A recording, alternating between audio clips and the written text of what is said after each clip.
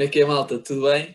Daqui a Think Outside the Block temos connosco o João Diogo. Hoje somos só dois, mas Como é que é? vamos entregar muito valor. No episódio 18 vamos estar a falar do consumo energético da Bitcoin e das criptomoedas no geral. Tem sido um tema que tem estado agora aqui na baila com os tweets do Elon Musk, com o facto de ele ter suspendido os pagamentos de Bitcoin. Então vamos aqui discutir um pouco sobre isto, apresentar aqui alguns valores, comparar com outros sistemas monetários, fazer aqui algumas comparações, mesmo dentro do espaço das criptomoedas, quais são as melhores e as mais eficientes. Vai gerar aqui assim, uma boa discussão. Estamos entusiasmados para apresentar aqui este tema e espero que também consigam retirar valor. Qualquer pergunta que tenham, dúvida que tenham tido, deixem nos comentários nos comentários do YouTube, ou então podem mandar também mensagem pelo Instagram, que nós respondemos por lá. É isso. Bem, então, o Afonso já disse o que é que vai ser o tema aqui do podcast. Mas antes de passar diretamente ao tema, eu gostaria primeiro de fazer aqui uma breve introdução ao conceito de mineração de criptomoedas, também conhecido como crypto mining, no geral. Então, reparem, o que é isto do crypto mining? Atualmente temos dois mecanismos de consenso na blockchain. Aliás, já temos mais, mas os principais e os mais conhecidos são o Proof of Work e o Proof of Stake. No Proof of Work temos os miners. Faz sentido também só explicares, faz sentido só explicares o que é que realmente é um mecanismo de consenso. Eu próprio não é assim tão claro. Basta dar assim um pequeno exemplo, por exemplo, do que é que realmente é necessário num consenso. Ok. Sim, realmente é um tema também que podia ter pegado. Um mecanismo de consenso, como o nome indica, reparem, na blockchain isto tem que ser tudo transparente e tem que haver consenso. Um miner não pode dizer que a transação são 5 Bitcoin e o outro dizer que são 10. Tem que haver o tal consenso para isto tudo funcionar. Eu envio uma Bitcoin por Afonso, mas se o miner aprovar como 2 Bitcoin, algo está ali errado. Mas depois reparem, isto é blockchain, é bloco a bloco. Então essa informação vai ser registada e o próximo miner vai lá receber. Então espera, isto aqui está mal. Então 2 Bitcoin em vez de uma. Alguma coisa aqui está mal. Ok?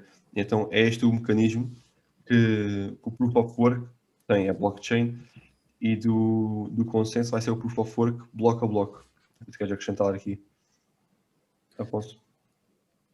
Sim, só acrescentar que pronto, neste mecanismo de consenso podem fazer a analogia para, por exemplo, um grupo de 5 amigos quer decidir o que é que vai fazer, se vão ao cinema ou se vão a um concerto.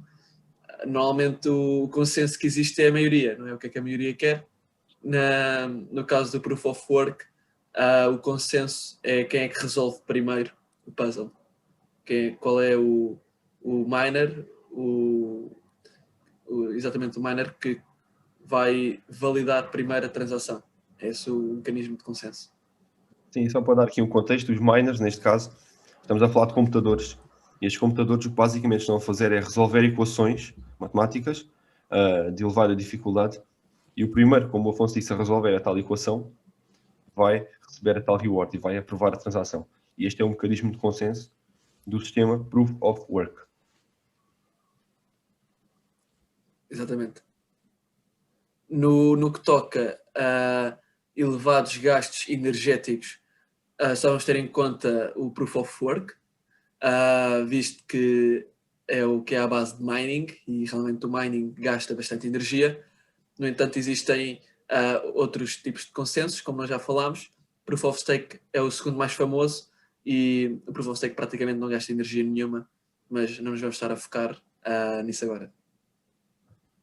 Exato. Como nós aqui vamos falar da Bitcoin, e um mecanismo de consenso é o Proof of Work, é aí que nós vamos focar. Reparem, são computadores que estão ligados à internet e à eletricidade a consumir de energia 24 por 24 horas por dia. E nós estamos a falar num computadorzinho. Estamos a falar de imensas placas gráficas, componentes avançados, computadores, consumir, a consumir, a consumir, a consumir. E então, daí surge a tal preocupação com o gasto energético e o impacto económico no mining, e neste caso estamos a focar no mining da Bitcoin, porque de facto é a rede maior em termos de criptomoedas de todo o mundo atualmente. Exatamente.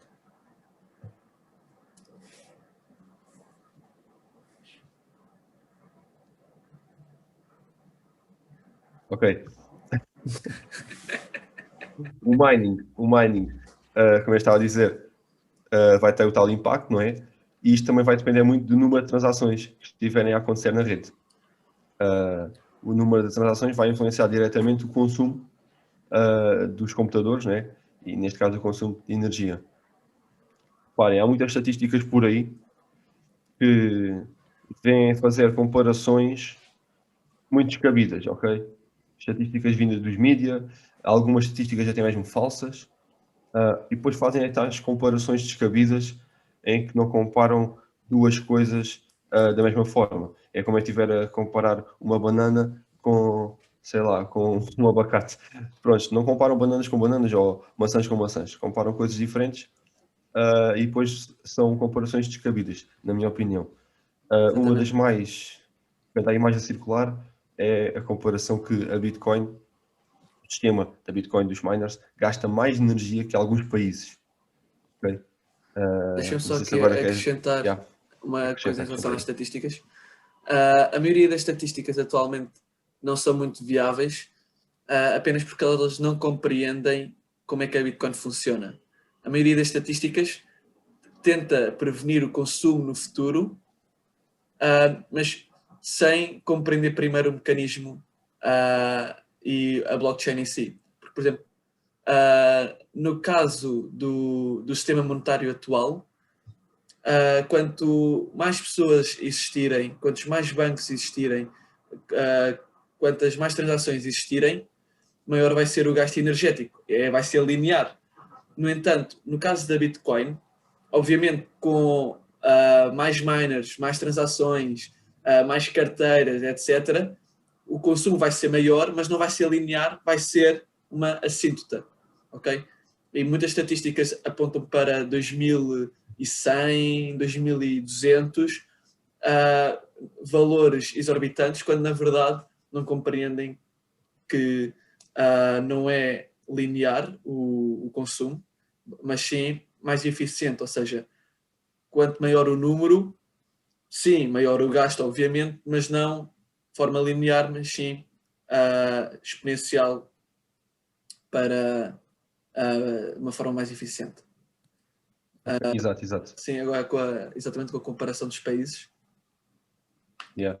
Mas passando a valores concretos, a Universidade de Cambridge, no UK, estima que o consumo energético causado pela a mineração de Bitcoin está entre os 40 e os 445 terawatts-hora por ano. Esta é a unidade que eles normalmente usam, terawatts-hora por ano. Reparem, estamos a falar de um range, de um intervalo, entre os 40 e os 445. Portanto, há aqui uma grande incerteza pela Universidade de Cambridge. Uma incerteza que nos dá, se calhar, uma média à volta de 200 e tal. Mas, reparem, é aqui uma grande, grande diferença. Depois, Yeah. reparem só, estes valores sugerem que a Bitcoin consome mais energia que o Chile, com a Holanda, são aqui dois países que eu já tinha ouvido malta a falar recentemente, mas reparem, não consome mais que os Estados Unidos, mesmo que consideremos a pior das hipóteses, os tais 445 terawatts-hora por ano. Os Estados Unidos consomem cerca de 4100. Até só aqui essa comparação. Obviamente, se vamos comparar um país muito pequeno, se fores comparar a Portugal, obviamente vai consumir mais que Portugal.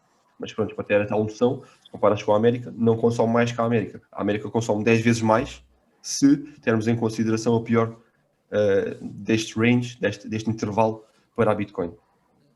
Eu também vi que mesmo os eletrodomésticos, os eletrónicos ligados à corrente sem estarem a funcionar, só nos Estados Unidos é um consumo maior do que a Bitcoin a funcionar. Yeah. Também tem aqui outro número, que é o do ouro. O do ouro é estimado que seja cerca de 130, não se esqueçam aqui a unidade, terawatts-hora por ano, é a unidade de medida. Ou seja, o ouro está uma média de 130, estimado. O mining do ouro, certo? O mining do ouro, exatamente. E segundo o Michael Saylor, o CEO da MicroStrategy, recentemente tem comprado imensa Bitcoin, tem adicionado Bitcoin à balance sheet. Ele percebe bastante Bitcoin. Ele, antes de entrar para este mercado, ele fez um estudo de imensas horas, e daí a sua crítica também ao Musk, porque o Musk não fez um bom trabalho de casa. Quando o Musk vem dizer que a Bitcoin gasta muita energia e não sei o quê, e começa a colocar essas questões ambientais, depois de já ter comprado Bitcoin, depois de já ter aceitado Bitcoin como pagamento, revela que o Musk não fez um bom trabalho de casa. E foi esta a crítica do Saylor, Michael Saylor, apontou ao Musk que ele não fez um bom trabalho de casa. Michael Saylor apontou que o valor gasto pela Bitcoin mining é de aproximadamente 120 terawatts hora ano, ou seja, encontra-se naquele range da Universidade de Cambridge, e se compararmos ao ouro, ainda é ligeiramente inferior à mineração de ouro. Só mais uma estatística aqui que o Saylor apontou na sua resposta aos tweets do Musk. O Saylor apontou que o mundo inteiro gera 160 mil terawatts-hora por ano. 160 mil. Ele diz que 30% são gastos imediatamente, são desperdiçados. 120, como eu já tinha referido, são usados para o mining da Bitcoin. Ou seja, estamos a falar de 0,075%. Ou seja, estamos a falar aqui de uma unidade inferior a 0,1%. Só para terem uma noção. Exatamente.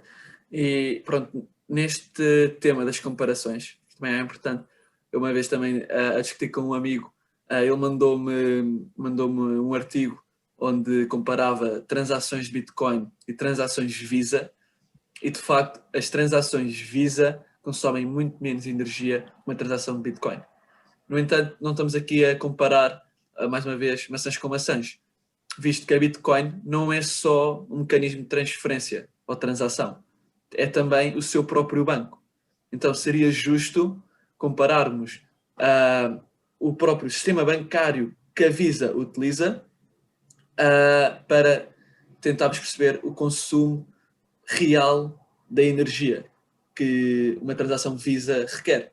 E aqui estamos a falar as infraestruturas todas dos bancos, os computadores que estão nos bancos, as bases de dados que são chamadas para ver o saldo da conta, as transações, o histórico, etc. A própria recepção, ou seja, todas essas infraestruturas, todos esses mecanismos, todos estes eletrodomésticos e eletrónicos consomem imensa energia só para uma transação de Visa. Ok, que a transação Visa em si é bastante eficiente energeticamente, mas digamos que é apoiada por um gasto tremendo. E comparando com a Bitcoin, visto que a Bitcoin é só uma entidade, é o seu próprio banco, e a transação é muito mais eficiente do que este conjunto todo. Exato. 100% de acordo. Temos que comparar as coisas de forma mais equilibrada possível, comparar maçãs com maçãs, e nesse aspecto, de facto, a Bitcoin é mais eficiente. A Visa, não, como disseste, não é só a Visa, tem montes de processos por trás, tem um sistema enorme por trás, e não pensem que a Visa, o único gasto energético associado é passar o cartão. Como o Afonso disse, temos aqui toda uma estrutura por detrás que sim consome energia, sim tem um impacto enorme no ambiente. Não sei se queres acrescentar mais alguma coisa em relação a este assunto, ou se passamos para as energias verdes. Também acho que está tudo. Em relação ao Saylor, foi aqueles níveis que eu apresentei. Ainda havia muito para dizer. O Michael Saylor, como eu disse, fez uma grande investigação antes de entrar no mundo das criptomoedas.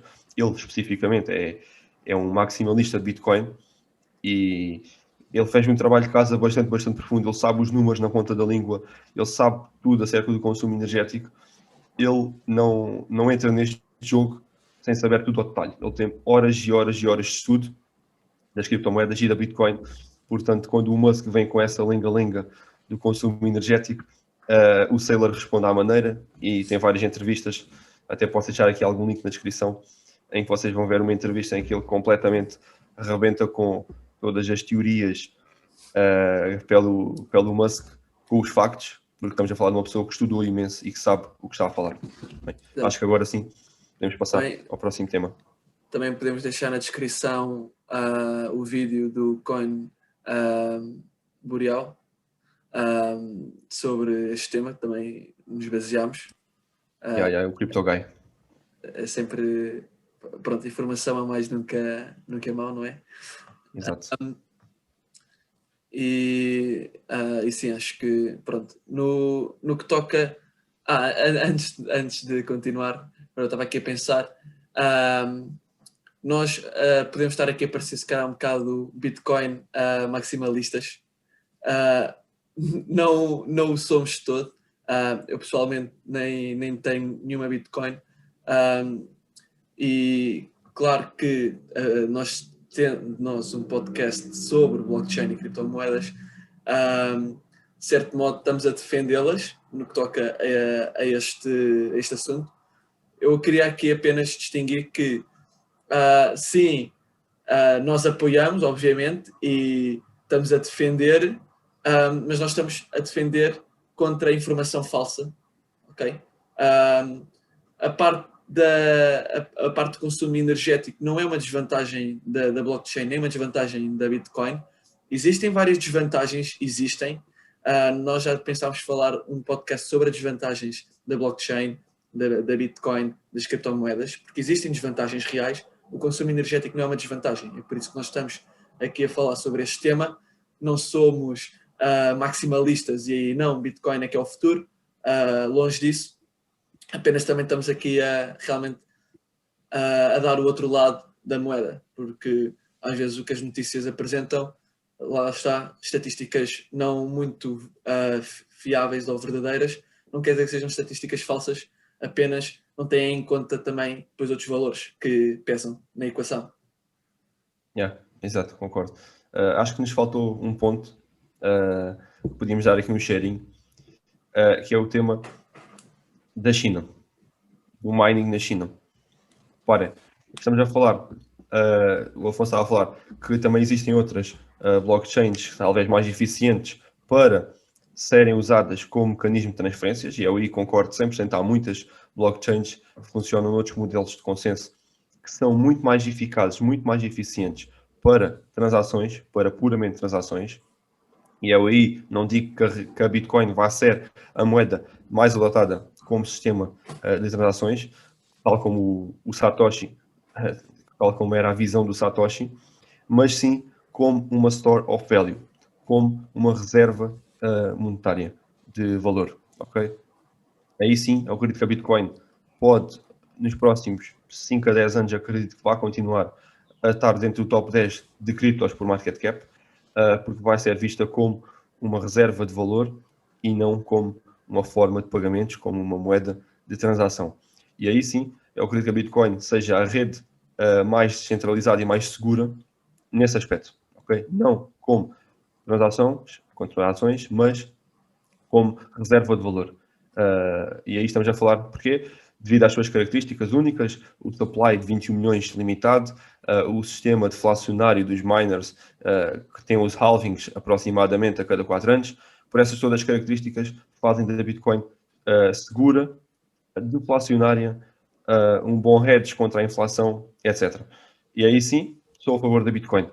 Pessoalmente, como o Afonso disse, eu também tenho muito pouca Bitcoin no meu portfólio, representa uma pequena percentagem, mas pronto, isso já vai aqui um bocado, porque eu sou um bocado mais arriscado na minha perspectiva de investidor. Mas passando ao tema da China, estamos a falar, como eu já referi, na rede mais segura e mais centralizada, havia aqui a questão que se colocava de não ser tão descentralizada quanto se pensava, porque havia uma grande percentagem de miners na China. Então dava ali alguma centralização à Bitcoin, à rede da Bitcoin, pelo facto de haver tantos miners na China, uma percentagem tão grande. Recentemente, a China voltou a banir criptomoedas e agora baniu também o mining na China. E daí foi uma grande diferença em relação às últimas vezes. E então, o que acontece? Muita malta vendeu, houve este pânico no mercado, a crise da China, a crise do mining na China, mas esquecem-se de olhar para aquilo que muitos diziam que era a crítica. Ou seja, primeiro reclamaram que havia muita centralização na China de miners. Agora, o mining é banido na China, os miners vão ter que sair da China, procurar países com baixo custo energético ou com energias renováveis, que vai ser aqui o próximo tema, energias renováveis, para minerar. Ou seja, estamos já a conseguir, ainda por cima, uma rede mais descentralizada, que é o objetivo. Ou seja, isto da China acaba por ser bom para a Bitcoin. Parecendo que não, acaba por ser bom para a rede da Bitcoin. Os miners vão ter que se mover para zonas fora da China e tentar procurar energias renováveis. E agora começamos com este tema. Energias renováveis, Afonso? Pronto, uma das críticas à Bitcoin e ao mining da Bitcoin era que utilizava fossil fuels como fonte energética. Este valor não foi bem esclarecido. Valores mais recentes apontam para 70% do mining da Bitcoin utiliza energias renováveis, energia eólica, hidráulica, solar, etc. O que é um bom sinal, porque indica que a Bitcoin é verde no facto de ser na utilização energética. E uma coisa que eu também li no livro sobre a Bitcoin, do António Vilaça, se não me engano, António Vilaça Pacheco, exatamente. Ele tem um livro que chama-se Bitcoin. Ele também fala deste tema do consumo de energia. Ele, neste tema, fala sobre as centrais energéticas normalmente desperdiçam energia porque não há ninguém a consumir. Ou seja, há mais oferta do que procura. Então, os miners de Bitcoin, como querem ganhar muito dinheiro, não vão para zonas onde o custo de eletricidade é caro, vão para zonas onde o custo de eletricidade é barato. Países como Noruega, Canadá, Rússia, etc. Que têm este problema de desperdício de eletricidade. Estão a investir em energias renováveis, mas não existe mecanismos de utilização da energia proveniente destas centrais. Então, os miners aproveitam-se desta situação, ou seja, sabem que estas centrais estão a desperdiçar energia. Estas centrais estão literalmente a produzir energia que não é utilizada, e então conseguem um custo de quilowatt-hora bastante baixo, o que é um incentivo para os miners. Então, de certo modo, há aqui um equilíbrio e um balanço, um cuidado que a Bitcoin, que os miners da Bitcoin têm, que também a torna, de certo modo, mais verde e mais ecológica. O que, calando até para o futuro, vai haver um incentivo ainda maior de haver mais centrais energéticas, energias renováveis a serem criadas, etc. Porque quando estas são criadas a pensar nos próximos 30 a 50 anos. Porque já sabem que, obviamente, no início vai haver muito desperdício energético. Com o mining da Bitcoin ou com o mining de criptomoedas, estas centrais podem salvaguardar-se que esse consumo não vai ser desperdiçado. O que é uma excelente notícia até para a blockchain no geral. Exato. Eu acho que cada vez mais com este tema das energias renováveis acabamos aqui por, de certa forma, contra-argumentar todos esses argumentos que a Bitcoin, que o mining Bitcoin é mau para o ambiente. Quer dizer, estamos a falar de 75% do mining que vem de fontes de energias renováveis. Se compararmos ao sistema financeiro atual, qual é a porcentagem que vem de energias renováveis? Eu sinceramente não sei, mas duvido imenso que seja perto de 50% sequer. Duvido imenso. Exato. Antes de passarmos aqui ao último tema, que vamos falar do sistema inflacionário e deflacionário, como é que o sistema inflacionário ou deflacionário pode influenciar as climate change, as mudanças climáticas. Antes de irmos para este tema, quero só deixar aqui uma à parte.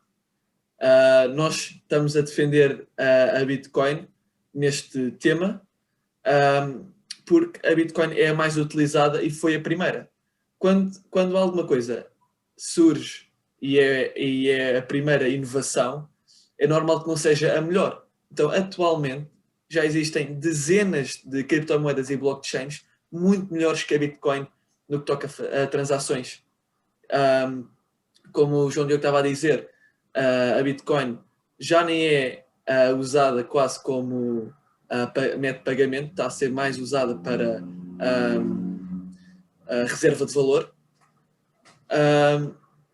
No entanto, eu vi também uma tabela que indicava o preço, aliás, o custo de eletricidade por transação, e tínhamos Ripple, Doge, Cardano a usarem 100 vezes menos eletricidade do que a Bitcoin. 100 vezes menos. Por isso, Mas só acrescentar uma coisa que é, porque é que eu acho que as transações na Bitcoin com o tempo não vão aumentar? Porque reparem, o sistema deflacionário na Bitcoin vai, ao fim e ao cabo, incentivar que tu fiques com a Bitcoin e não tenhas tendência a movimentá-la, a transacioná-la. E então, se formos olhar para a Bitcoin como uma reserva de valor no futuro, não vai estar sempre a mexer na Bitcoin. E então eu acho que o incentivo vai ser para fazer hodl, para não transacionares, e então desta forma eu acredito que a longo prazo vai ser muito menos transacionada do que é atualmente. Atualmente tens muitas transações de exchanges, brincadeiras, mandar com um amigo, pessoal que vende e manda ou faz essas trocas nas exchanges, tens muita coisa a acontecer. E reparem, as transações, o preço de transação é 0,000 tal Bitcoin. Se a Bitcoin daqui a 5 ou 10 anos estiver 10 vezes mais cara, esse valor vai ser 10 vezes mais caro para mandar. Portanto, esse sistema é deflacionário e vai-te dar o tal incentivo para tu não estares a transacionar a Bitcoin, porque a taxa para transacionares vai estar a subir à medida que o preço também sobe. Okay? E desta forma, olhando para isto como uma reserva de valor e não como método de pagamento, eu acredito que sim, no futuro as transações possam diminuir em número e, de certa forma, também vão reduzir aqui o impacto ecológico e, como o Afonso já referiu, há muitas criptomoedas que são mais eficientes e melhores para ser usadas como forma de pagamento. Portanto, acredito que a Bitcoin, nesse aspecto, já está completamente ultrapassada. Nem mais. E pronto, passamos agora para o último tema, já aqui com a bagagem da intervenção do João Diogo. De facto, eu nunca tinha pensado nesta forma, mas faz sentido. Atualmente, uma das grandes preocupações no que toca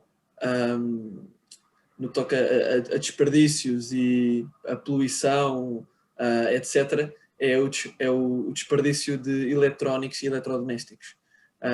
Atualmente, se comparamos telemóveis anualmente ou bianualmente, computadores, e eletrodomésticos, frigoríficos, etc. Ou seja, existe um desperdício enorme e eu sei que isto realmente é um tema muito discutido e muito grave, porque pronto, estas lixeiras todas não sabem o que é que vão fazer com estes eletrónicos. E porquê é que isto acontece? Isto acontece simplesmente porque existe um incentivo a gastar. Um incentivo para gastar. Atualmente, obviamente isto também mais nos Estados Unidos da América, o modelo capitalista incentiva a que nós compremos o último iPhone, a que nós compremos a última câmara fotográfica, o melhor sofá, etc. Então, este incentivo existe por causa da inflação. Não há nenhum incentivo para guardar. Quando nós recebemos dinheiro, nós ou gastamos ou guardamos. Se existe inflação, se o dinheiro vai perdendo valor ao longo dos anos, então, se nós guardarmos, no fundo, o dinheiro guardado vai estar a perder valor, vamos estar a perder poder de compra.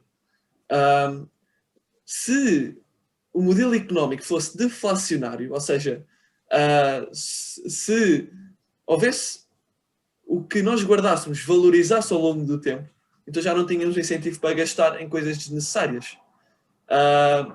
Se calhar, ou seja, muitos economistas e influencers, não sei, se calhar acham que a vida ia ser mais pobre, ou seja, em vez de termos estas coisas todas, íamos ter só se calhar uma cama e um computador, íamos ser um bocado minimalistas ou etc. O que, por outro lado, não é super bom para a economia.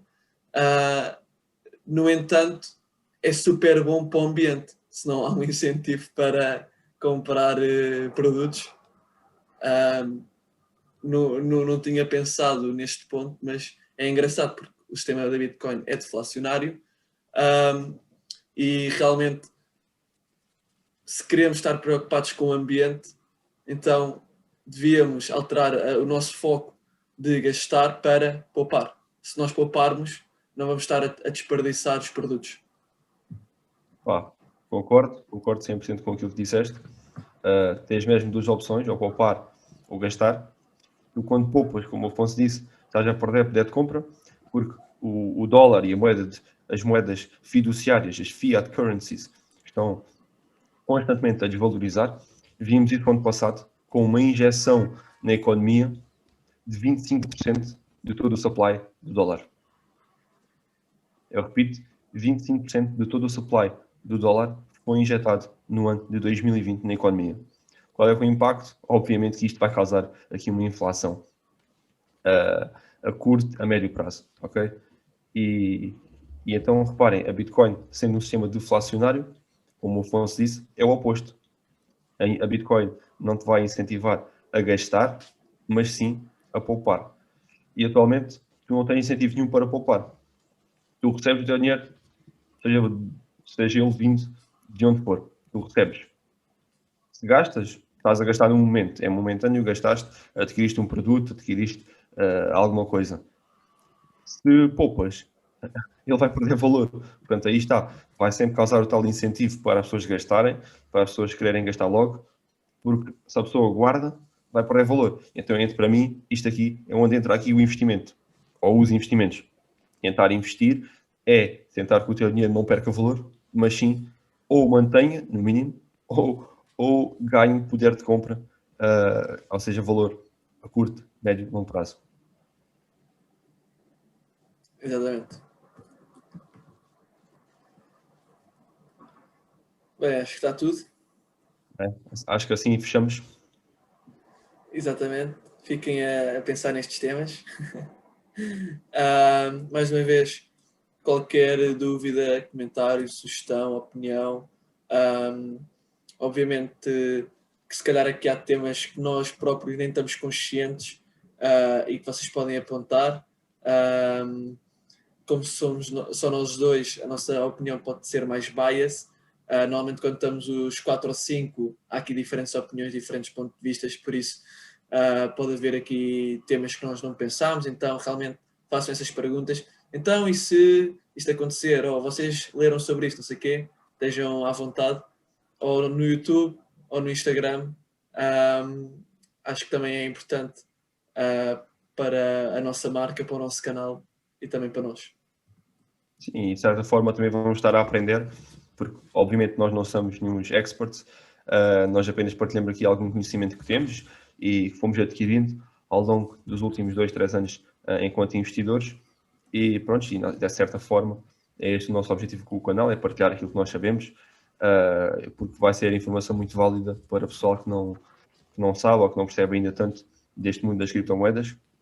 Lá está, por vezes pode parecer muito confuso, muito difícil, mas com o tempo nós temos aqui a tendência para desmitificar e tornar as cenas mais simples, responder às vossas perguntas e não se esqueçam também que têm lá na descrição deste vídeo, neste caso no YouTube, os links para alguns dos vídeos que nós temos por base e até podemos se calhar deixar alguma coisa mais? Algum relatório, algum documento importante? Sim. Sim. Bem, malta, até à próxima semana. Continuem ligados, subscrevam e deixem o like.